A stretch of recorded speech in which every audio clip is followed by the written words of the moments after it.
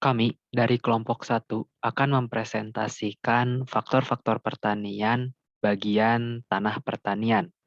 Tanah pertanian terdiri dari 3 submateri. Yang pertama adalah media tumbuh, yang kedua adalah air, yang ketiga adalah udara.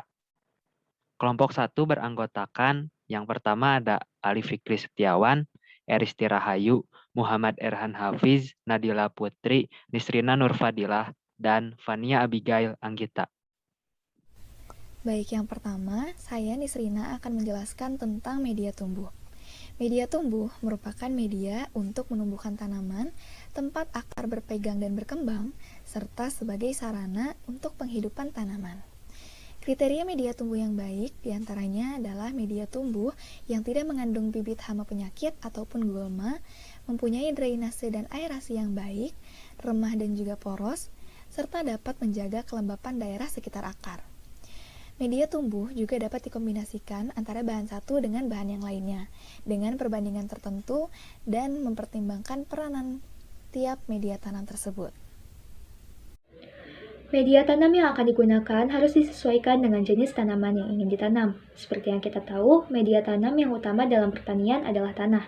Namun, ada media utama lainnya berdasarkan jenis bahan penyusunnya. Media tanam dibedakan menjadi bahan organik dan anorganik. Media tumbuh organik berasal dari komponen organisme hidup, dianggap lebih unggul dari bahan anorganik karena bahan organik sudah mampu menyediakan unsur-unsur hara bagi tanaman. Yang pertama contohnya arang, yang sifatnya buffer atau penyangga. Yang kedua ada kompos, berasal dari proses fermentasi tanaman atau limbah organik seperti jerami, yang baik digunakan dalam kondisi telah mengalami pelapukan secara sempurna. Lalu yang ketiga ada pupuk kandang. Pupuk kandang ini berasal dari kotoran hewan, yang baik digunakan dalam kondisi yang sudah matang dan steril, dan ditandai dengan warna pupuk yang hitam pekat. Lalu yang keempat ada sabut kelapa. Sabut kelapa ini berasal dari buah kelapa tua karena memiliki serat yang kuat. Dan yang terakhir ada humus. Humus ini berasal dari pelapukan bahan organik seperti jasad mikro. Biasanya berwarna gelap dan dijumpai pada lapisan tanah. Selanjutnya adalah media tumbuh anorganik. Media tumbuh anorganik merupakan media tumbuh yang berasal dari proses pelapukan batuan induk di dalam bumi yang memiliki mineral tinggi. Ada juga yang berasal dari bahan-bahan sintetis ataupun kimia yang dibuat di pabrik. Apa saja sih macam-macam media tumbuh anorganik itu? Yang pertama ada gel. Gel merupakan media yang sering dipakai untuk budidaya tanaman secara hidroponik. Kemudian ada pasir, yang sering digunakan adalah pasir malang. Kemudian ada spons, biasa dipakai untuk hidroponik juga karena daya serap terhadap airnya sangat tinggi. Kemudian ada kerikil, yang biasa dipakai merupakan kerikil sintetis karena lebih baik dalam menyerap air. Kemudian yang terakhir ada batu bata yang biasanya digunakan untuk media tanam anggrek seperti pada gambar. Mengapa media tumbuh menjadi faktor penting dalam produksi pertanian? Media tumbuh berperan penting dalam menentukan baik buruknya pertumbuhan tanaman yang pada akhirnya mempengaruhi hasil produksi pertanian. Lalu, apa saja peran media tumbuh? Yang pertama, mendukung pertumbuhan dan perkembangan agar produktivitas menjadi lebih baik. Yang kedua, sebagai penyedia hara bagi tanaman. Dan yang ketiga, sebagai tempat melekatnya atau berpegangnya akar. Saya Fania akan menjelaskan tentang pentingnya air bagi pertanian. Fungsi air bagi pertanian adalah sebagai pengairan atau irigasi, karena tanpa adanya pengairan yang baik, tanaman yang dihasilkan pun tidak akan maksimal. Pengairan dalam bidang pertanian disebut sebagai irigasi. Selain itu, ada beberapa manfaat air bagi lahan pertanian. Pada poin pertama, yaitu membantu menyuburkan lahan. Seperti yang kita ketahui, air adalah salah satu faktor pertumbuhan tanaman, di mana dengan adanya air di suatu lahan pertanian akan berdampak pada hasil tanaman yang akan menjadi subur. Pada poin kedua, membantu penyerapan unsur hara tanaman. Air dapat membantu penyerapan unsur hara dari tanah oleh akar.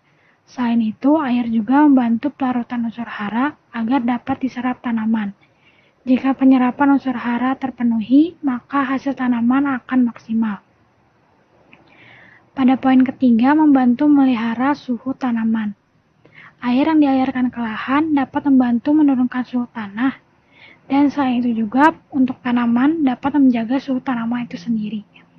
Tanaman yang kekurangan air akan memiliki ciri tanamannya akan menjadi kerdil dan kering. Pada poin keempat, mengairi lahan pertanian.